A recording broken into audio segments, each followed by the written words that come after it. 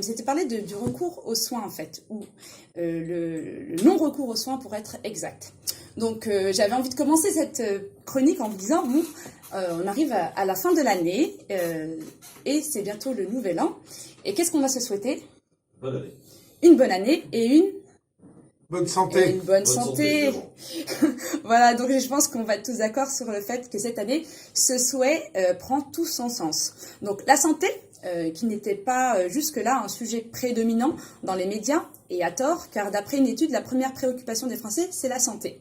Eh bien, cette année... Ah oui? Je crois que c'était l'islam, la sécurité. Ben non, quand tu demandes à quelqu'un dans la rue, qu'est-ce qui t'importe pour toi tout de suite, c'est d'avoir la santé. Évidemment. Et cette année, en fait, en 2020, on n'a jamais autant parlé de santé. On a découvert ou redécouvert le ministère de la Santé, on a découvert Santé publique France, toutes les agences régionales de santé et les autres organisations nationales de la santé. On a découvert l'état de délabrement de nos hôpitaux publics en termes de moyens matériels et même moyens humains malheureusement et de capacité pour faire face non seulement à cette crise sanitaire mais aussi au quotidien. Bref, on pourrait dire que 2020 est marqué par notre intérêt pour la santé. Mais paradoxalement, on n'a jamais eu autant moins recours aux soins durant cette année. Cela s'explique par deux choses. Dans un premier temps, la fermeture des cabinets médicaux ou à la restriction de leur accès, ce qui a entraîné l'annulation de rendez-vous non liés à la Covid. Et puis, dans un deuxième temps, à la peur de certaines personnes de rentrer en contact avec des porteuses de la Covid, donc la peur d'attraper le virus. Et d'ailleurs, on pourrait poser la question à nos auditeurs, est-ce que certains ont freiné leur recours aux soins pendant cette période? Et à cela se rajoute que déjà dans les territoires où le recours aux soins déjà n'était pas optimum, pas besoin de vous le dire qu'avec cette crise, ça s'est empiré, que ce soit dans les quartiers dits politiques de la ville ou certaines zones rurales qui manquent cruellement d'offres de soins.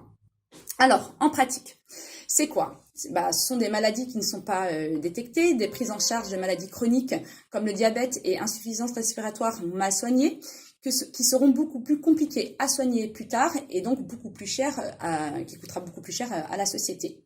Mais c'est aussi des retards de diagnostic de cancer, par exemple. J'ai écouté la dernière fois un médecin qui voyait des tumeurs à un stade avancé qu'on ne voyait plus depuis plusieurs années, car d'habitude, les personnes sont prises en charge en amont avant d'arriver à ce stade. Ça, donc, c'est pour les maladies chroniques, et c'est déjà beaucoup. À cela, il faut rajouter d'autres épidémies qui courent toujours partout dans le monde, comme notamment l'épidémie du VIH qui a, on peut dire aujourd'hui, 40 ans.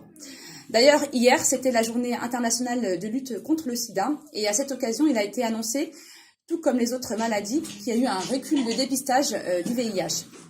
Je me permets du coup d'en parler car on en parle moins ces derniers temps.